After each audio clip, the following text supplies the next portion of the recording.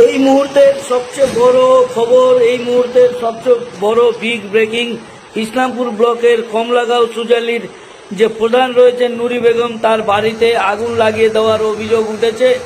এবং তার পাশাপাশি ইসলামপুর ব্লকের যে কমলাগাঁও সুজালির প্রাক্তন অঞ্চল তৃণমূল সভাপতি আব্দুল হক, তার যে গাড়ি, সেই গাড়িতেও আগুন লাগিয়ে দেওয়া হয়েছে, এমনটাই অভিযোগ উঠেছে। এবং এই ঘটনায় তীব্র উত্তেজনা ছড়িয়ে পড়েছে ইসলামপুর ব্লকের কমলাগাঁও সুজালি এলাকায়। এবং ঘটনার খবর পেয়ে ইসলামপুরের দমকলের একটি ইঞ্জিন ঘটনাস্থলে গিয়েছে, আর তারা আগুন নেভানোর কাজ করছে, যেমনটাই আপনারা ছবিতে দেখতে পাচ্ছেন। এবং তার পাশাপাশি ইসলামপুর থানার বিশাল পুলিশ বাহিনী ঘটনাস্থলে উপস্থিত রয়েছে। ঠিক কী কারণে এই ঘটনা, তবে যেটা জানা গিয়েছে যে তৃণমূলের গোষ্ঠীকন্দলের জেরেই কিন্তু এই ঘটনা।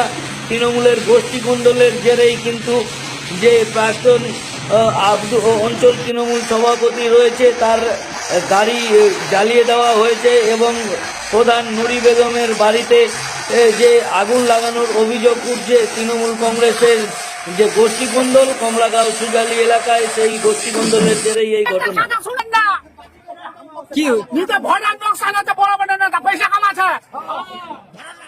কি হয়েছে এখন, কি হয়েছে?